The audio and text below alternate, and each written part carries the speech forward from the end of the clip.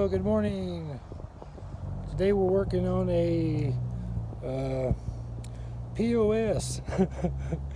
It's a 94, 97 Chevy Silverado 2500, and I'm actually doing the brake booster.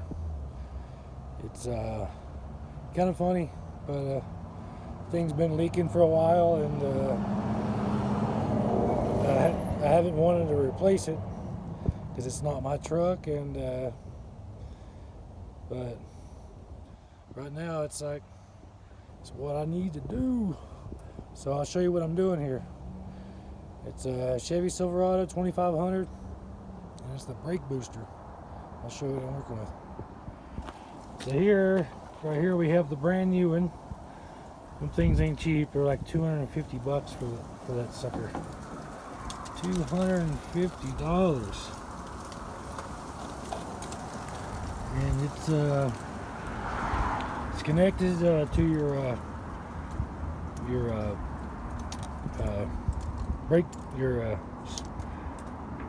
chamber, holds your fluid, whatever. I've lost my mind, but hooks up to that thing.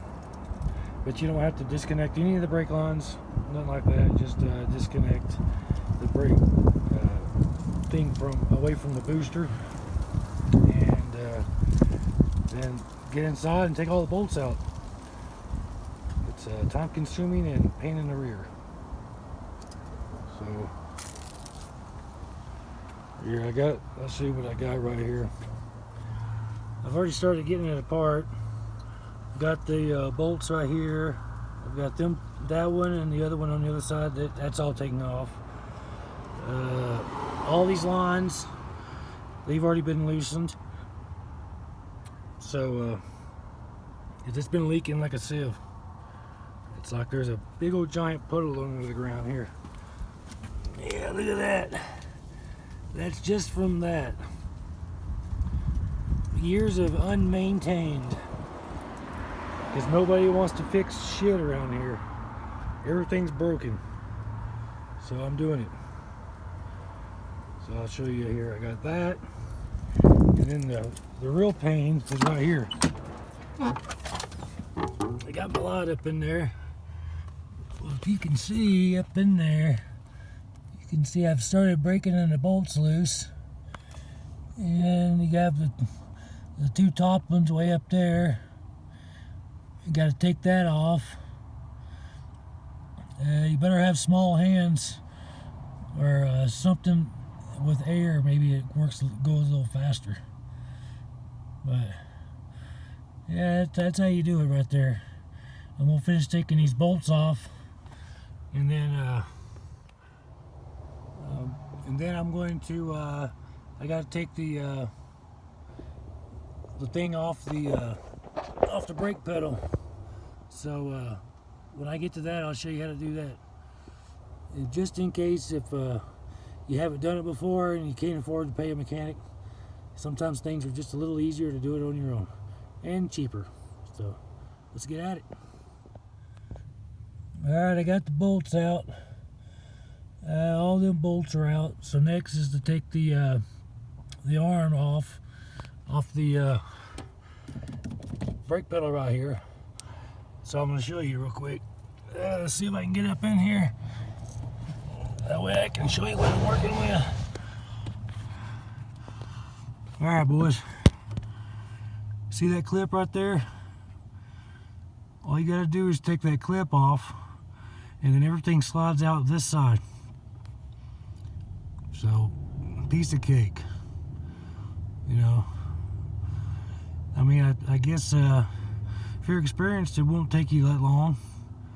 I mean, even novice people that don't know how to do it can figure it out, and they should be able to knock it out in a couple hours, easy.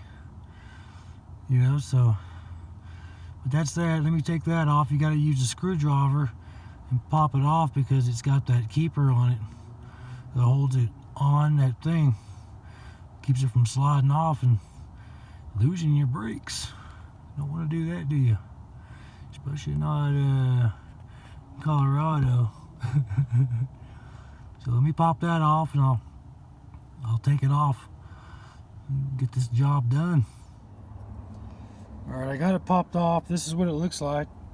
If you're just kind of curious there, it's got a, goes on a certain way, and it's got that little groove right here, right inside there. That actually holds it in place, so that way it doesn't pop off. A pretty brilliant idea. But I just got to take and do this other step and put that down right there. Next thing is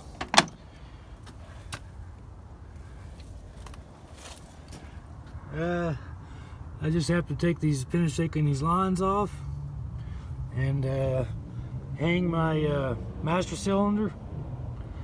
I'm gonna hang it so that way I don't bend the lines, do any damage there, and then boom. It's time to put it all back together. Alright, it's out. Just got to take the master cylinder off of that and kind of fish it out around it, because there's not really much playing room. Thanks, Chevy. But yeah, I got it out. Here, let's take a look at it. It's looks pretty rough. I don't think it's ever been replaced. And you can see right there where it's been leaking, because it's just coming out of there. I think the pump's bad, or the seal's bad, or something. But yep, it's just no good. Bye bye. On with the new one. Just gotta fish it back on there and bolt it back up, and you're ready to roll. Got the new one on. I got it just in place right there, but I would recommend putting that brake pedal linkage. Put that on first, and then you can start putting your bolts back on here from the inside. Be a little easier that way. You can work the brake pedal lever to where you can get that bar back on, and then go from there. Now the hardest part about this job is getting them two top bolts tightened back down. My arms are tired. So yeah, you see it right there? That's where we're at.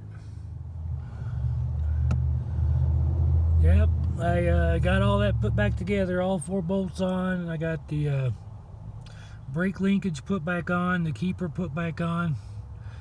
So all we got left to do now is the outside stuff, so let's do it. Let's head out.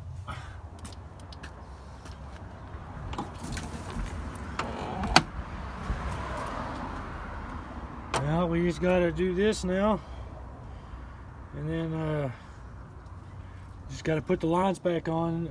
Make sure you do not strip the threads. Make sure everything lines properly back up and everything goes in where you can start screwing them in with your hands, so that way you know that you're not crossing the threads. If you cross the threads, you got problems. So let's get this put back together and see what's up. Well, that's the video, boys. 98 Chevy Silverado 2500 brake booster. Simple job. You know, there's not really much to it. You just need tiny hands. Mine ain't that big. Well, they're actually kind of big, but I was able to finagle my way through there and get everything put back together, get it all tightened up. And once you get it all put back together, it's a good idea probably just to start your truck. You're going to have to add power steering fluid, of course, but make sure you have no leaks, and then you're good as gold. So if you enjoyed this video, please like, subscribe, and until next time, I have another one coming soon. Peace, boys.